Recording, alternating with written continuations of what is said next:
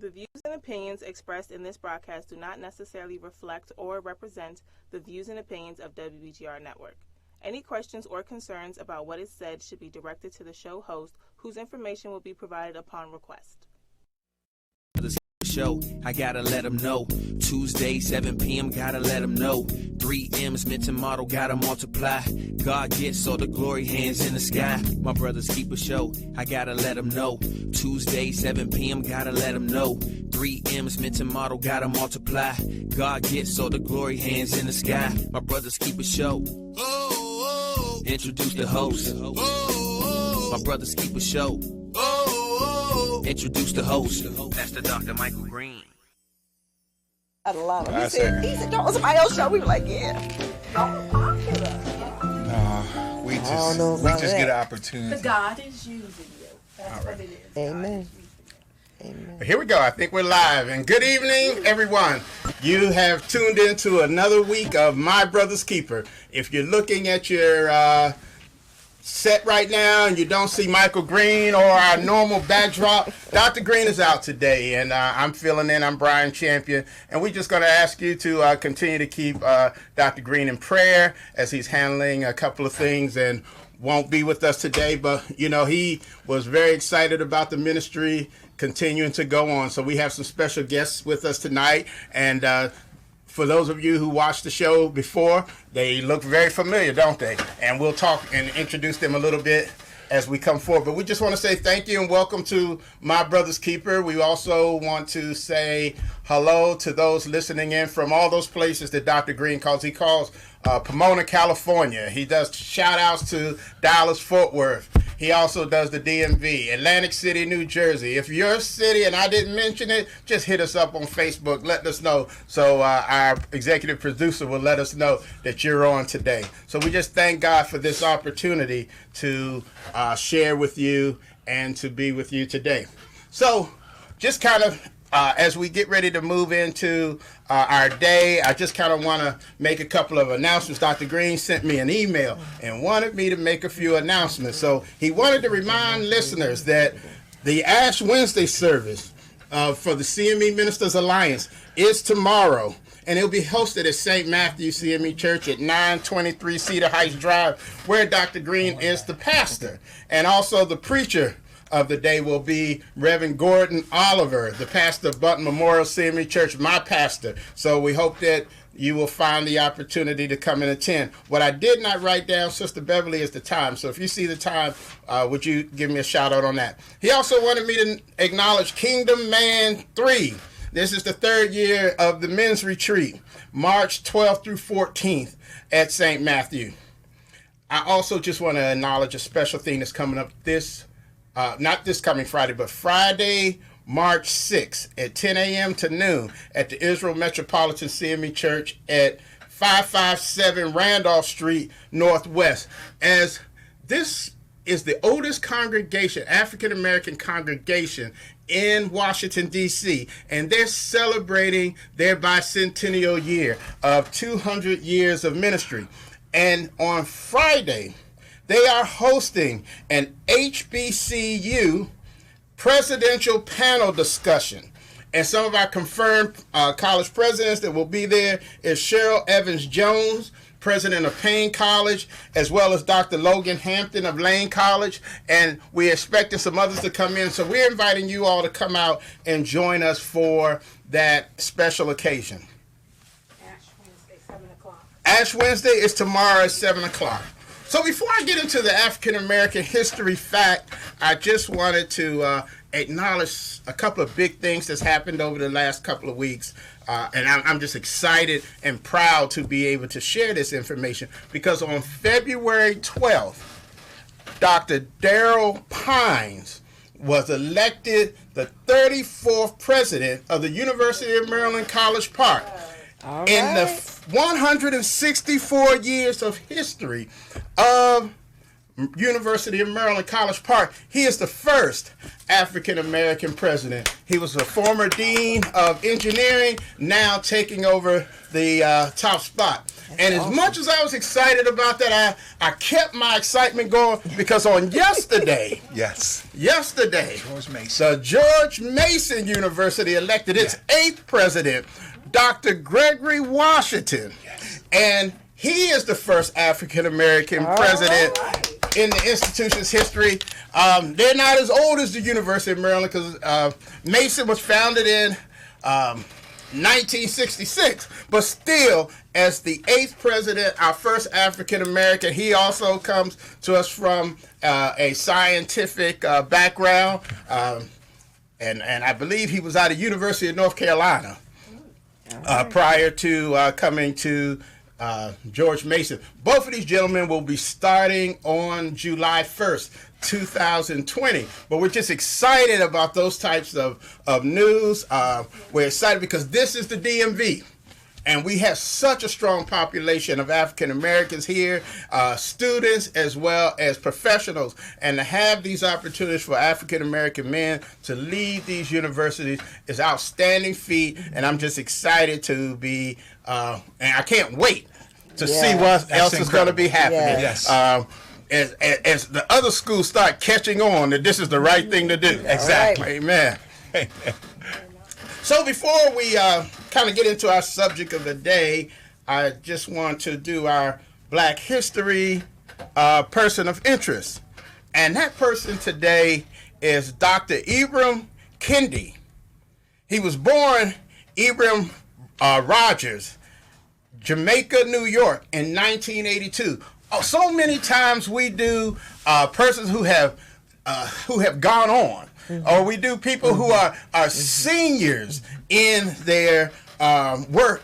But this young man at 37 years old is somebody to be reckoned with. And so we just want to acknowledge him today because it was, like I say, raised in Jamaica, New York. But at the age of 15 years old, he moved to Manassas, Virginia, and attended Stonewall Jackson High School. While at Stonewall Jackson, he entered a Martin Luther King Jr. oratorical contest where he portrayed a disappointed king, and he called out young people about the lives that they were living and how they believed that the dream had already been realized, and they were not still fighting for racial justice and equality. After high school, he went on to Florida A&M, where he studied journalism and African American studies. And he did a PhD in African American studies at Temple University. He taught at Florida A&M. He taught at the University of Florida. Now he's at American University as the director of Anti-Racism and Policy Center. And he's also a professor of African American Studies. In 2016, he won a National Book Award for a nonfiction book called The Stamp from the Beginning, a definitive history of racist ideas in America. He's really been on a very moving trend of talking about anti-racism and how, as many people feel that I'm not racist just by saying that I have black friends. But the reality is that just saying you're not racist is not enough. That you have to actually be engaged in anti-racism. And at American University, where we've seen several incidents of race relations over the past few years, and actually one that happened over the past 2 weekends ago, it's very important for us to also begin to understand how, as a community, as a nation, that we have to involve and engage ourselves in anti-racist activities. And so I just want to acknowledge him today at 37 years old, our African-American person of interest. And at 37 years old, the one thing I will say, it does not yet appear what greatness will come from this young man and how he will impact our society and our future. So congratulations to you, Doctor. Yes. And we look forward to it. Actually, I'm going to seek you out. I'm going to see if I can find you and see if we can get you on this show sometime soon, so you can come in and share some of awesome. Your blessings with the My Brother's Keeper audience. So thank you so much. So now I'd like to just turn to our guests. So you've all been sitting here saying, okay, he's doing all the talking, and you haven't even said nothing about these two yet. But this is, and for those of you who watch WBGR on a regular basis, you know them because they co-host a show, Straight Talk, about the blended family. You also have seen Dr. Mangum here on My Brother's Keeper kind of sharing with us in the past about blended family. So today, he and his wife are here as we in the month of February. Yes. We've been talking about relationships and love, and we've been bringing in families, successful African-American families, to talk about what it takes to be successful. See, a lot of shows and a lot of society will lead us to believe that, African-American relationships don't work. Yeah, they're failing. And so it behooves us to bring you on today and to show that, and also the ministry that you share to so many people. So I just want to welcome the two of you here today so you can chat a little bit about your relationship, your ministry, your counseling services that you do, as well as the blended family. So I just want to let you all start it off and introduce yourselves however you see fit. Well, thank you so much for having us on the show, first of all. And I'm Doc D. I'm Michelle. All right. And we are the Mangums. All right. See, I've seen That's y'all before, so I that's know. our hook on our show. And I couldn't do it that good, so I had to let y'all do it. Well, Doc Champion, my wife and I, we're really grateful that you have, and we love Doc Green, and everybody's connected to My Brother's Keeper. We realize what you guys are forging is creating an environment and a platform for people of color and people that's outside the color races to understand how valuable they are. And so we are grateful because we stand together. My wife and I, we are a unit. We're one. We almost been married almost 16 years. Amen. And it has been tremendously successful, blessed, and we're grateful because we think that we have such a dynamic relationship. Not that we think we're better than people, but God connected us for the right reason, for the right season, to be a filtering of blessings and grace to help other people know how extremely valuable they are. And I think a lot of time relationships, they don't know how valuable they are. And I think a lot of times they give in to the society norms and the pressures of hanging in there or making it through, and understanding that you can be something more than what people expectations of you are in a relationship, especially as people of color. Because like you say, though, we're both young, and we think that a lot of times people have a misunderstanding of how black relationships really work and how they really are successful and grow. And so my wife and I, Michelle, we are just excited to talk about love, talk about the marriage, talk about what we do, because we recognize that today's society needs to see, especially our culture of African American in our community, are authentic relationships. Amen. Amen. That do what we do.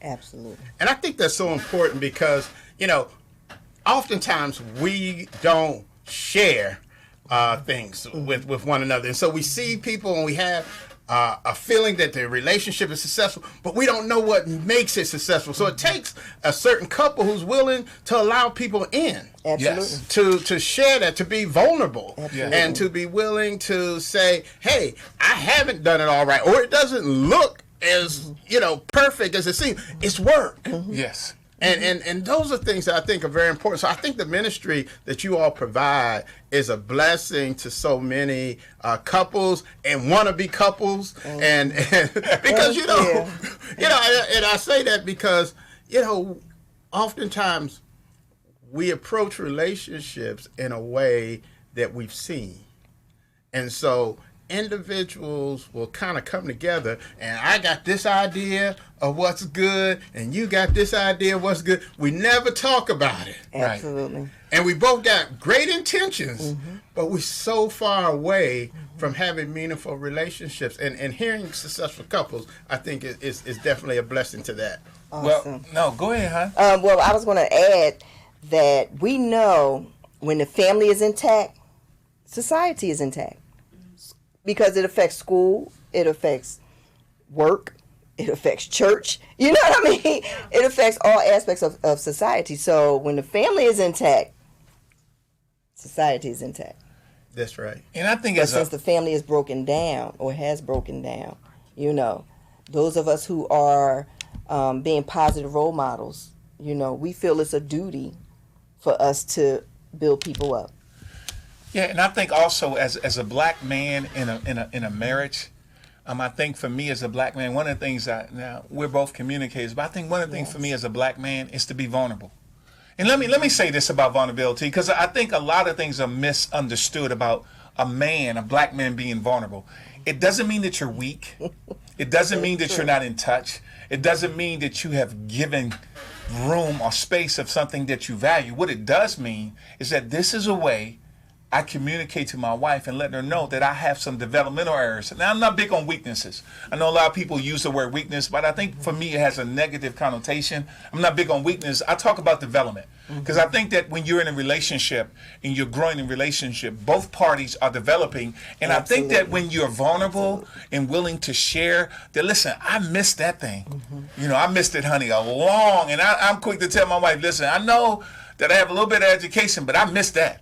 I said, I'm on the back end of this thing. I said, but here's what I tell her. I'll come to her and say, you know what, I blew it. I'm sorry. And I said, I'm going to do better next time, but I'm willing to share my heart, my spirit, and I don't lose any ground with her because I'm willing to be vulnerable to show those places in me that still need to be developed as a husband, as a black man, as a person.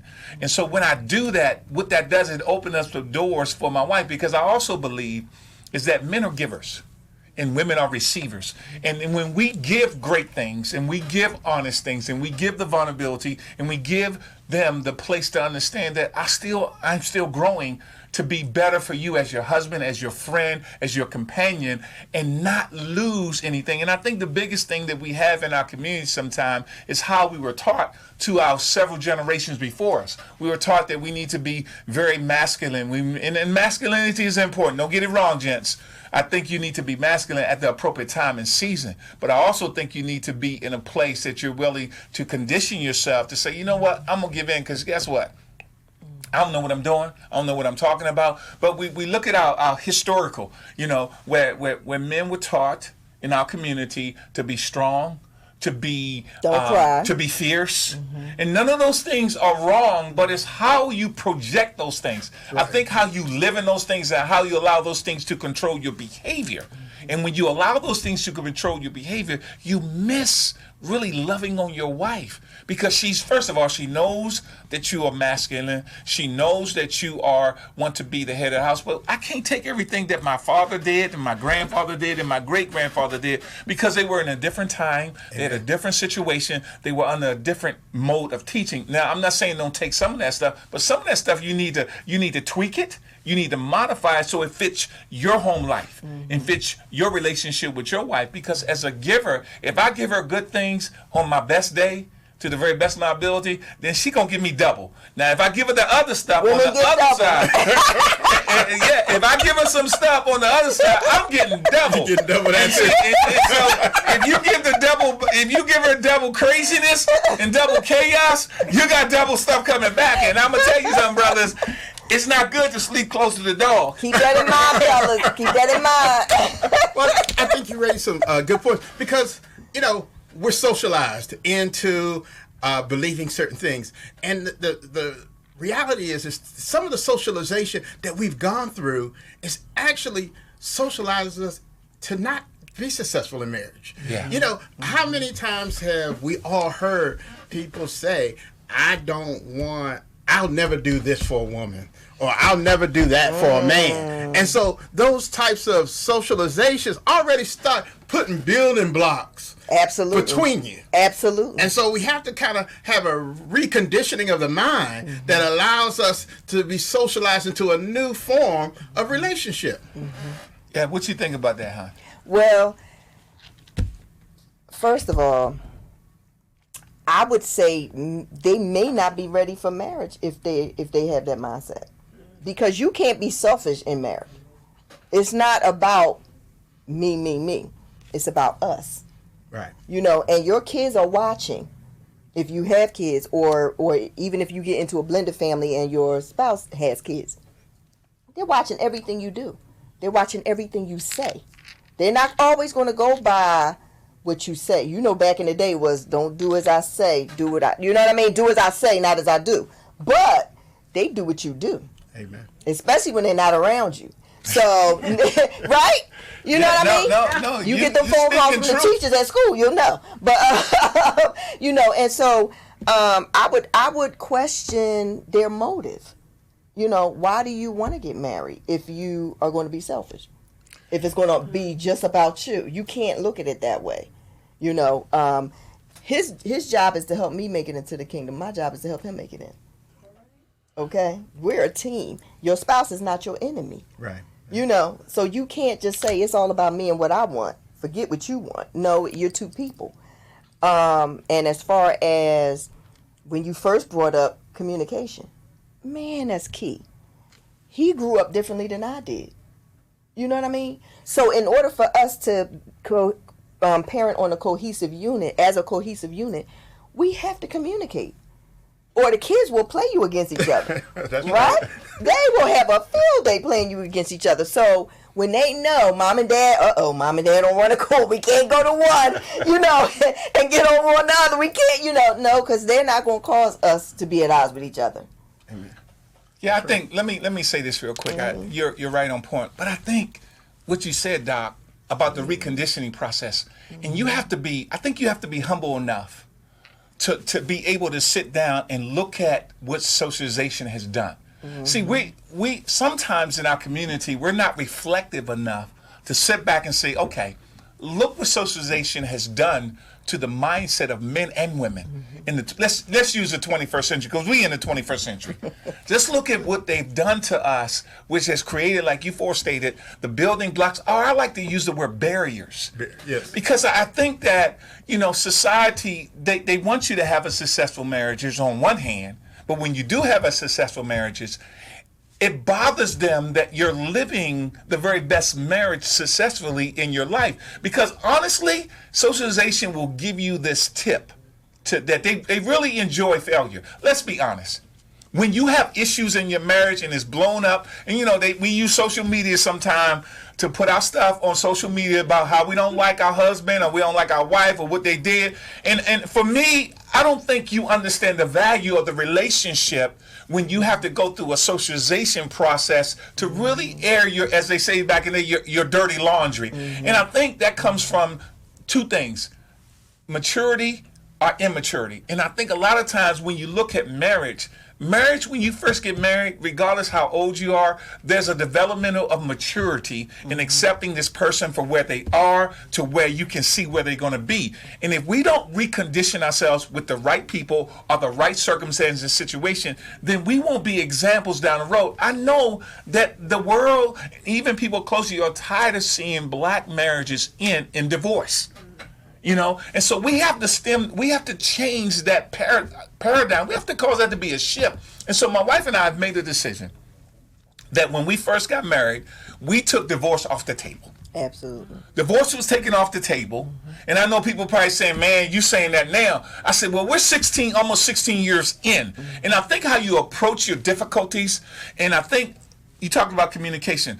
I've learned this, and I tell people when I counsel with them, when you go into a marriage, you got to be willing to have a serious conversation about serious stuff. And I'm not saying don't have fun. I'm not saying don't have a great time and enjoy. If you don't have any kids, enjoy your marriage, enjoy your kids when you have them. But be adult enough or mature enough. And I often say this, Doc, that your chronological age does not constitute maturity. No, it does not. And so you got people getting married that they're really not mature. Whether they in their 30s, 20, 30s, 40s, 50s, 60s, 70s, because a lot of people are getting remarried because either their spouses have passed or they have been in divorce and they want to be with someone. And so what we fail to realize that we don't have serious conversation. That's where the conflict really comes, because we shy away from going to the place that we don't have serious conversation about some serious stuff. And maybe the woman that you married is challenging you because maybe the other person you was with, and I'm not saying nothing about the the other person, but they just let things go. Right. So they can keep away from conflict, and all conflict not bad. So right. I tell these gentlemen, That's right. your tone, how you say things, and what you say can either create a healthy conflict or can create an unhealthy conflict. And so my wife and I have made a decision before we got married that these are some of the things we're going to hold true to our marriage. Absolutely. Because what we want to do, we want to be a light, not having a perfect marriage, but having a healthy marriage. And let me just add, if you have a sticky situation that you want to discuss with your spouse, first of all, pray first. Pray, ask the Lord what to say, how to say, and to help your spouse be receptive to what you say. When you do that, He will tell you exactly what to say, how to say it, and your spouse will receive it, and they will respond. And it won't be, because you know, one of the things that we tell couples, your spouse is not your enemy, right? You got some, boy, that tongue, woo, it'll cut, you know, and you can't get that back. Once you let it out, you cannot get that back, and your spouse will be hurt, you know, and sometimes it's hard to come back from that. So, you know, be careful what you say, be mindful, and think about, how would you want to be talked to? You know what I mean? You wouldn't want your spouse screaming and yelling at you and all that. You know, we don't do all that stuff, you know. But we're mature, so. Yeah, that happens. And led by God. So, you know, we're very mindful, you know, because we're responsible for what we say and how we say it. Amen. You know, and the interesting thing about relationships is everybody goes to get some advice. Yes. And so when people begin to think that they're doing it on their own, that's just so not true. No. But the problem often is where are you getting your advice from? I remember when That's good, I was about to get married. I am divorced now. Okay. But when I was about to get married, there was just some older gentlemen that gave me advice. I had lost my dad at that point, and they were telling me things and I just looked at it and said, my dad was never like that. And I kind of thought to myself, if my dad was here, he would tell me something different. And so when I heard this bad advice, I sought out people who I thought would be more of a spirit of the advice that my father gave me. Right. And so sometimes you just can't listen to the first voice you hear. Yeah. You got to seek a voice that's in line with your beliefs. You can't listen to a negative person at all. Well, if they're giving you negative advice, but they, you know, and I laugh because they don't think they are. It's like, certainly not going to help you. So you can't listen. One of the things I will never forget is the man told me, you know, married 40-something years, said, now, you never let your wife know how much money you got. He said, always keep a secret bank account. Oh. And I'm thinking to myself, I don't think I like it. But he said, and I'm telling you, that's what makes it work. You know, so the thing is, I think it's so important for people to engage in counseling up front. Yeah. And then also, Absolutely. I think it's important because, see, sometimes we think, okay, so we in it now we'll just make it work. But sometimes, just like I go back to the doctor you know, my eyes were working one way this year, but they're working a different way next year. You know, my heart ain't beating at the same rate it was. And we got to still so I keep going back to the doctor. We have to continue to go. And I know you all do counseling. So talk about that a little bit. But before we do that real quick, Sure. I just want to do, my grandparents were married for 64 years. And when I asked them, how do you do it? You know what I mean? Because it's funny because I always thought their marriage was perfect. And when I said that to them as a young adult, I didn't say it to them until I was in my 20s, you know. When I said it to them, they both fell out laughing. They said, we have our differences. And I said, well, we don't never see that, you know. They said, because we wait till everybody go to bed. And then we go in our room and we hash it out, you know, and say what we have to say. He said, but one thing we don't do is go to bed angry. That's fair. And we have adopted that. We don't go to bed angry. But we're not your screaming, holler, yell at each other. You know, we're not like that, you know. But we have a discussion. You know, we have a discussion. We discuss our differences. We discuss our background and what makes us think the way we think, you know, pertaining to that situation, you know. And then we pray about it, and then we go with what's the best decision for our family. And they also said they don't argue in front of the kids. They don't, because children are not mature enough to handle that adult stuff. So, that's why it's very important. Listen, don't argue, and certainly not bring the kids in on the adult stuff. You know what I mean? Don't argue in front of them. Don't bring this stuff in, because there are couples who battle it out. So. Well, I think. Let's get back to the question. Yes, I appreciate. Yeah, you were fantastic. Yeah. It was fantastic. One of the things about counseling, counseling is like driving a car that needs gas. When you fill it up and say you're driving maybe 12 hours, out of that 12 hours, at least 6 hours, you're going to have to put some more gas in that car. So counseling to couples are like taking a journey that you have to stop and get gas based on the dynamics and the different situation that comes up in the marriage. And you made a great point, Doc. A lot of times people go to premarital counseling, which we do. A lot of times people forget about the maintenance counseling that they need. Most people now, because they don't understand how important it is to have maintenance counseling, they wait until there's a crisis or there's a conflict that's out of control, and they want us to come in the 11th hour, or when it's almost over, when they're ready to give up, and the 59 minutes. So I think that the reality, because I'm that's what I got my PhD in Christian counseling and psychology, and I'm also a licensed pastoral therapist and certified clinical pastoral therapist, and I got this stuff because I need it, but I also, God has blessed me and helped me. Even before I got all this stuff to counsel, I was still counseling people. I'll never forget, and I won't call the couple's name, but I was at another church, and this particular individual was doing really great things, and their marriage at that time was struggling, and they came to me, and I saw her in one of the stores a few years ago, and she said, Reverend Mangum, and I saw her, and I was like, hey, and she said, I remembered that over 20 years that you counseled me and my husband when we were at a rough spot in our marriage.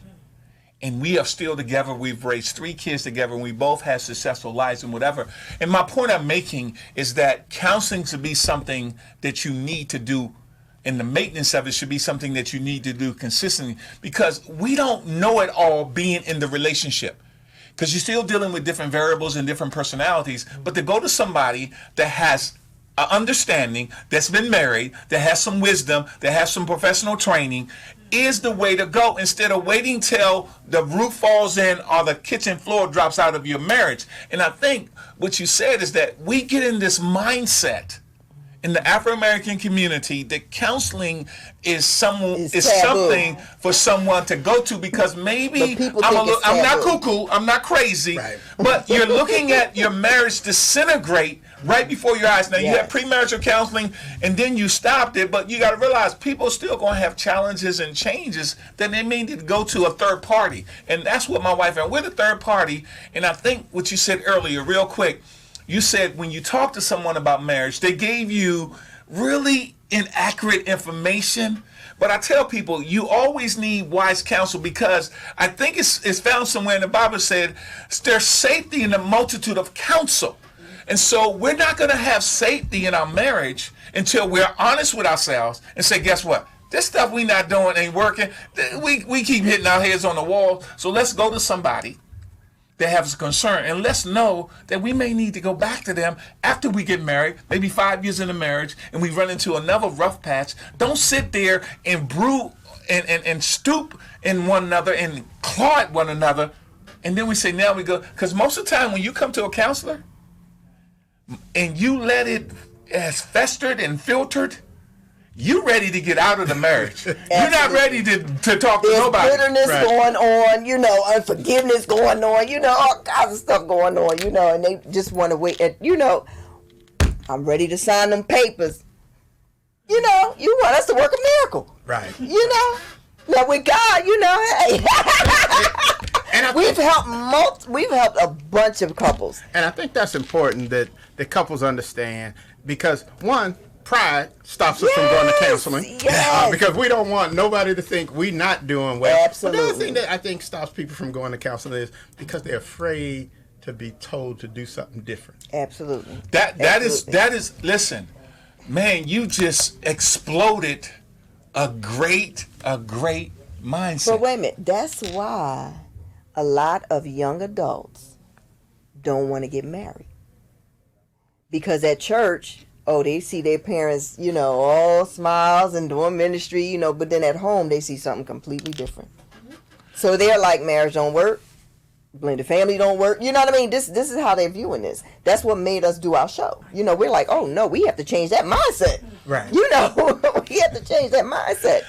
I also think too that you're right. Pride, I think ego, I think us, and especially when you're dealing with professionals that are successful. They say, listen, we're successful in our business, in our careers, in our education. And when you get to marriage, after dealing with those relationships, we're not as successful, and we don't want our stuff out in public or speaking to a counselor or a therapist that's going to call us on our stuff. See, let me tell you something. We don't like to be called on our stuff. That's right. And then we don't like to be given, like you forestated, Doc, that maybe you need to take a different route. I'm gonna give you some principles. I tell you something. My wife and I said, we're gonna give you some principles. Won't you try for 3 weeks and be consistent and intentional, and tell me how that works? And you're gonna have to your ego gonna have to die. Ego, which means I got from a friend of mine, say easing God out. And male and females got ego. Women don't get into it. You got an ego too. Don't blame it all on the gents, because that's why you slammed the door. That's why you're not communicating, because you allow pride, which is the byproduct of your ego, has created this division in your home. And if you have kids, your kids are marking time, watching you and watching how you treat one another. So guess what? They think this is normal. Yeah. So when I get in a relationship, if my husband don't do X, Y, Z, then I'm going to do just like mama did, or vice versa. Absolutely. And so what we do when we go to a counselor going to sit us down, and they can say, okay, tell us why you here, and tell us why you think you need help. Now, and we often tell them, or we ask them, now here's the thing about my wife and I, God has helped us to have discerning of spirits. Now, if you're lying, it's going to come out, because we're going to take you through enough processes that it's going to reveal the truth. Now, if it reveals the truth, then we get to put you in the position that you got to listen to what we say from now. Okay? Because what you said wasn't honest and wasn't truthful. So I think pride is one of the things that causes so much friction. And I can tell you about me as a man, when I blow it and I mess up, because I've done it. I've been married almost 16 years, and I know you think Doc D is perfect and he got all things together. He don't. Let me tell you something. It's been times I had to come in and say, baby, please forgive me because I was wrong. And I need you to understand that I'm going to try my best that this don't happen again. But I'm honest. And then another thing I think with counseling also does, it gives both parties accountability partners. Because I think one of the things that keeps the marriage in going south is that we're not accountable to anyone. And a lot of people don't want to be accountable. They want to do their own thing. They want to be their own Lone Ranger. How can you be a Lone Ranger when you walked down that aisle 2 years ago and said, for sickness and in health, for better or for worse, until death do me part. But you got to create the environment, I believe, that every one of those vows has strength and sustainability, so that when you do go through those rough patches, you're willing to seek counsel and you're willing to have an accountability partner. Now, don't have an accountability partner that's a yes woman or a yes man, because that ain't going to help your marriage. Get somebody that can be objective. Somebody that's going to tell you the truth. They need to be objective too. Absolutely. Not only tell you the truth, but they need to tell you exactly. Yes. Do they need to be married? Yeah, I think it's good. I think, hold up, good point. Now, let me drive on that for 30 seconds. Absolutely. If you are not married, you should not be enjoying the amenities of marriage. I mean the person I'm getting wise counsel from. Yes. They should be married. Yeah, that's a great point. And here's the thing. Let me say this to all of these folks. Because they don't know what it takes. If they're not married, they don't know what it takes to have a successful And that's marriage. a great point. And the thing about it, you got a lot of people getting involved. You know why they going to people that's not married? Because they want them to be on their side. Right. You know, and I think I may have told this story on the show before. Go ahead, Doc. But when I first separated from my wife, Right. guys came to me almost like, you know, so how is it? You know, and I was like, hey, I'm not going to be your hero. That's right. That's right. I said, no. That's right. No, don't That's look right. at me and think that, you know, go to somebody else and have those conversations. Because obviously, I'm not the one to tell you. That was awesome of you to say that. But Because you could have went the opposite way and ruined it was their just marriage. amazing how many people sought out. You know, like, and I hate to say it this way, but No, say it, Doc. I was thinking about it too. Yeah. And I said, hey, as long as you in it, stay in it and work to make it work. Yes. And seek somebody else, but don't talk to me. Yes. And actually, I wouldn't even let some of them, you know, because when you go through marriage and now all of a sudden you got some extra time on your hand, you start hanging out and keeping late hours and having some bad habits. I'm like, y'all can't come with me I know that's That's right. right. because you gotta go home. That's right. Listen, That's Doc, right. let me tell you this. You and, told them right. and a lot of people don't know this about me. I'm one-time divorced. I got married to a person that's really good person, but it wasn't my wife that God had intended for me. And I got married because I didn't listen to my mother. I'm not saying nothing about my former wife negatively. I'm telling you that as a servant of God, and I was a pastor, you know, and I went through divorce as a pastor, and that's a whole nother show.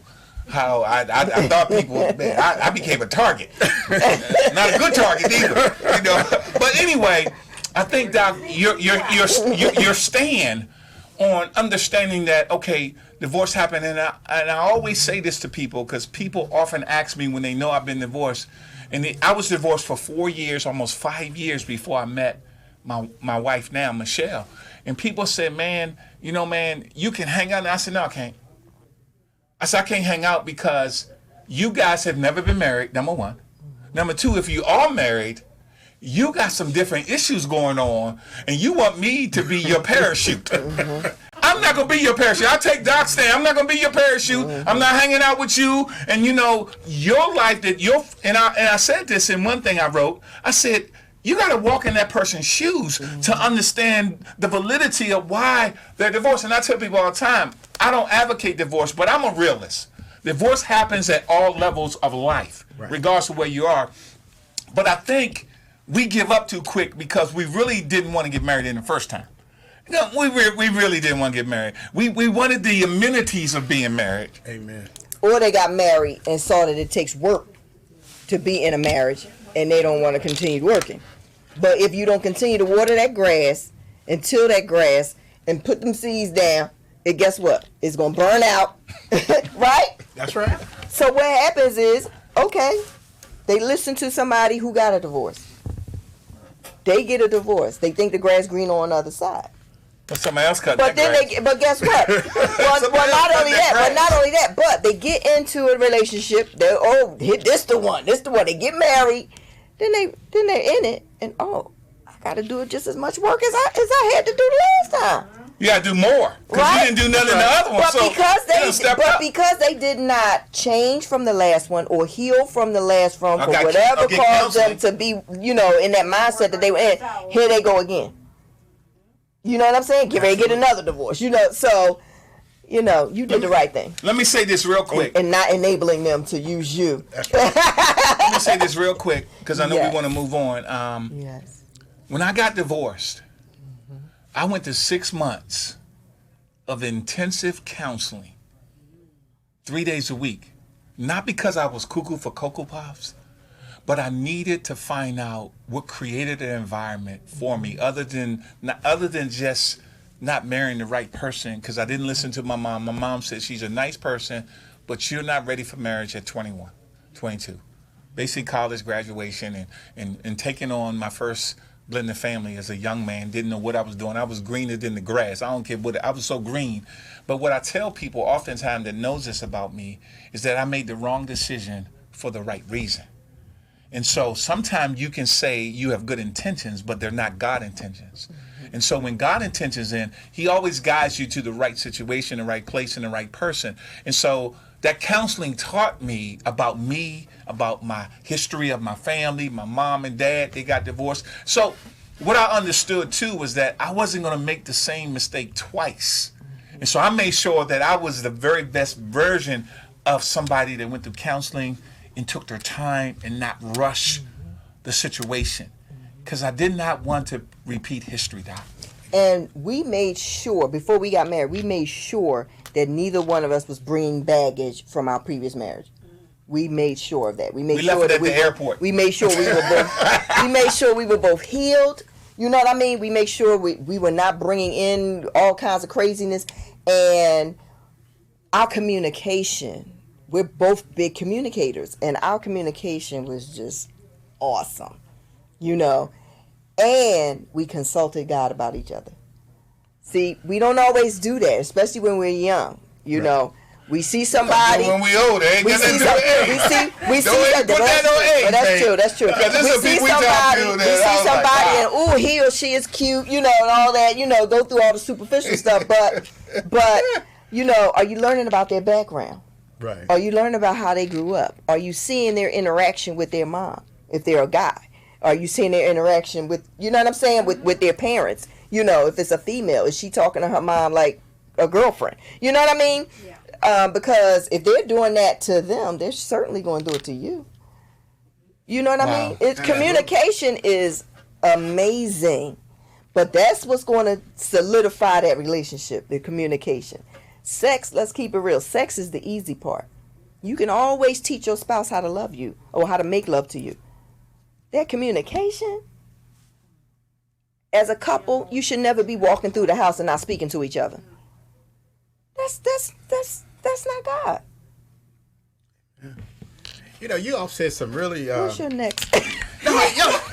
Y'all said some powerful things, and that communication is very key and very strong. And as I listened to you, something that you all said earlier about you made a decision, but y'all had to both communicate that decision. Absolutely. Very much so. So you made a decision that divorce was not an option. It's off the table. So you communicated that before you got there. So because one of us can think that all day long. Yes. Absolutely. But if the other one hasn't reached that point, absolutely, that we still haven't, you know, come to that place. Right. I was talking to someone earlier this week, and he was sharing with me, and he's a pastor, and he was talking about his doctor who was in an arranged marriage.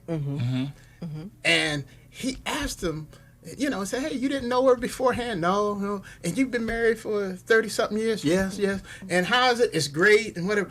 He said, because we have been taught that we're committed to marriage.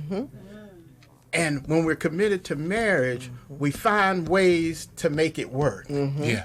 So some people, you're right, they go into marriage because they got this list.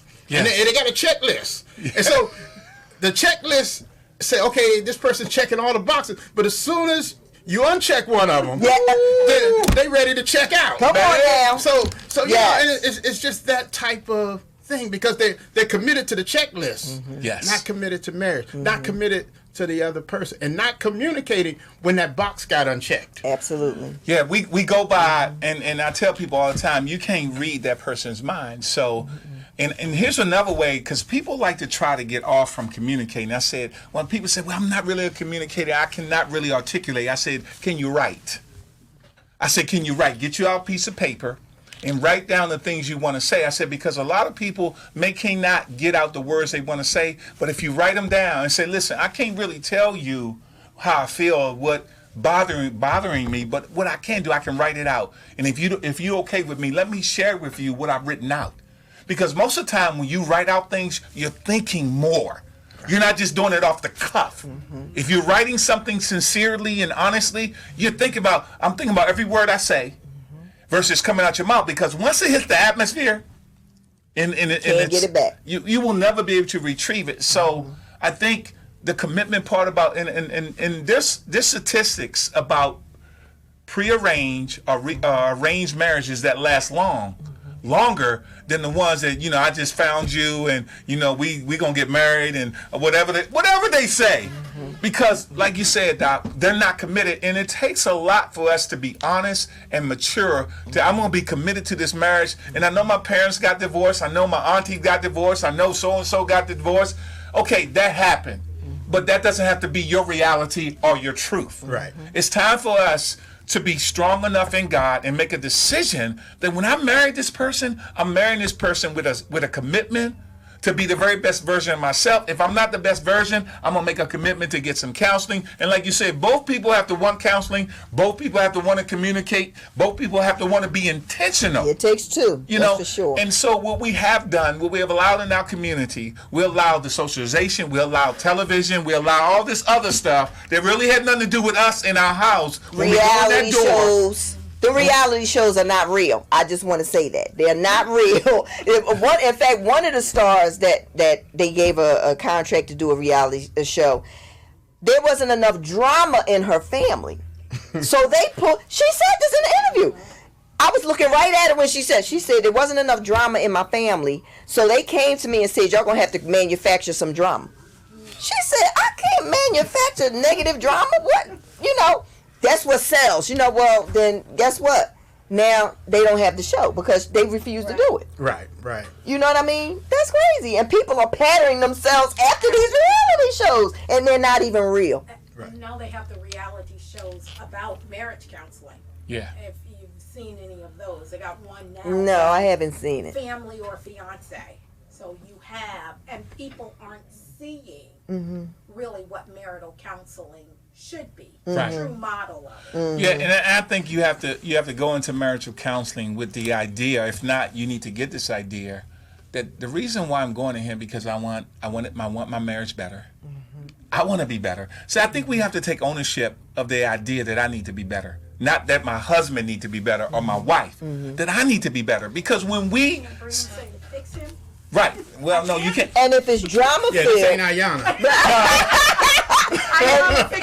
okay, and if it's drama filled, if it's negative, that's not good counseling. Go ahead, Doc. No, I'm just loving having y'all here. I think people need to know.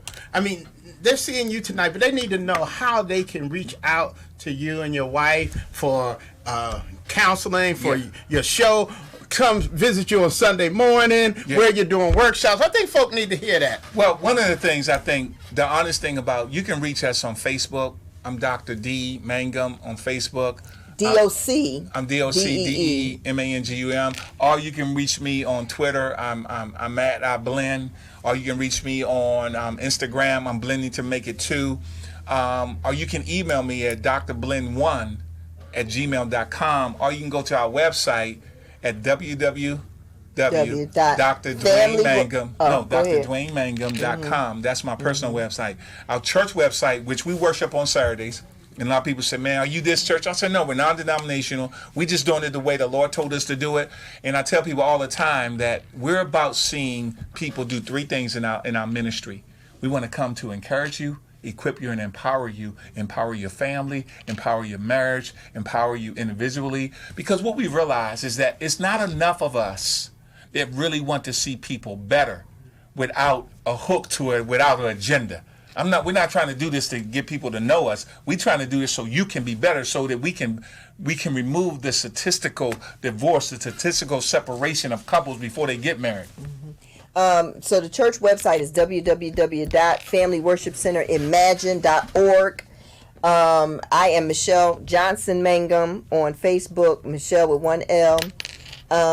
And my email address is simply peachy with a Y. Simply Peachy, PEACHY, MM@gmail.com. And we're open to counsel with you, but I want to tell you this, that when you have a consultation with us, we're going to be honest with you, and we're going to give you some things to think about, because we recognize that you need some things to think about before you attach yourself to us. Now, we're going to love you to the kingdom, but I think you have to be willing to put the work in. I know Doc Champion said this on many occasions. A lot of times people get in relationships and they're not willing to put the work in. And sometimes you have to be so focused then you have to say, you know what? I'm taking certain things off the table before I go into this marriage. So we don't have to talk about it. So we don't have to discuss it.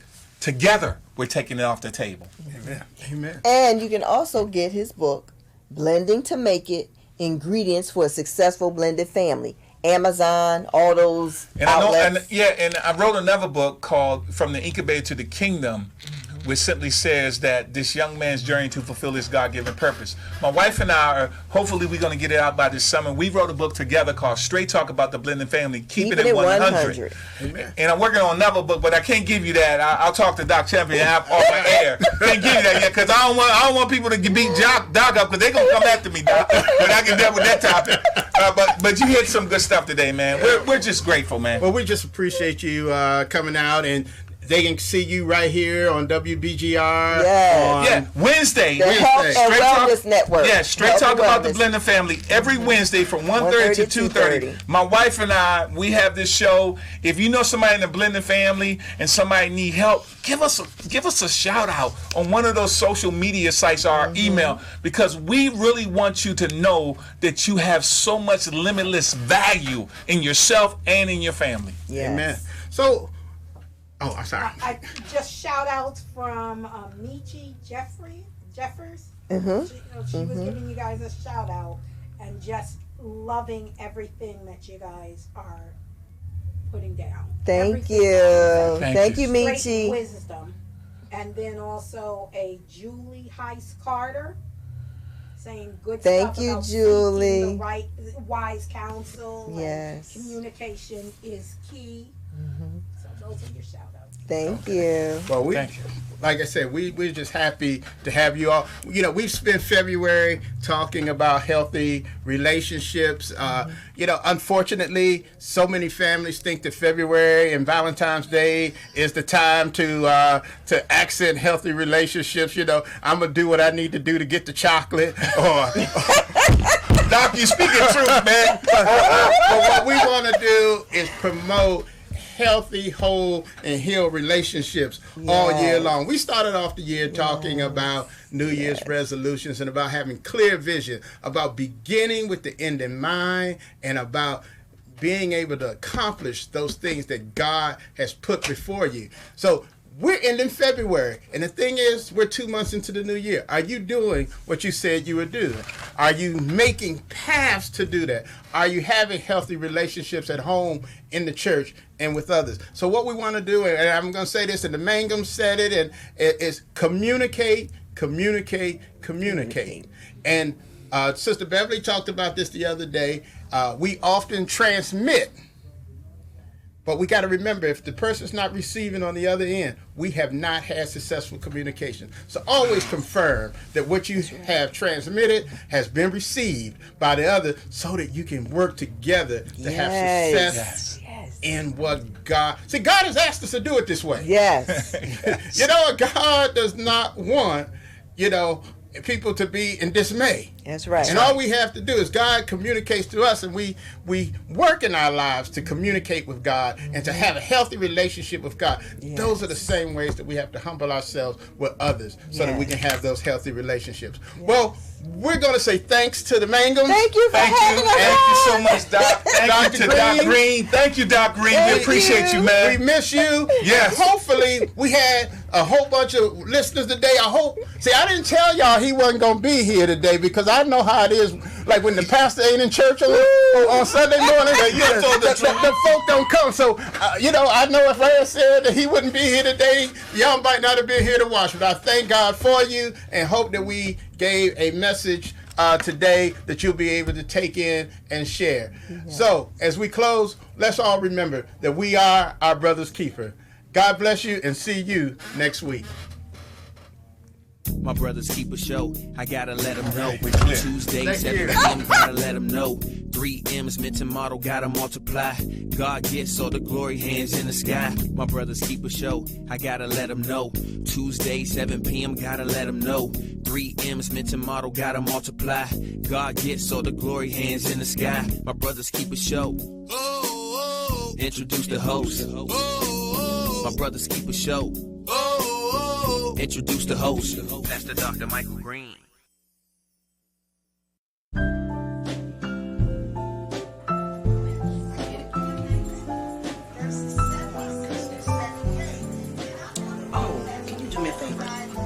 Hey, WBGR Gospel Network family. Amen. We just love God. We thank God for all that's happening here. This is a network that promotes people's lives, and we're so thrilled to be a part of that family. And so, hey, we welcome you all to join. If it's not the Gospel Network, it's the Entertainment or the Sports Network.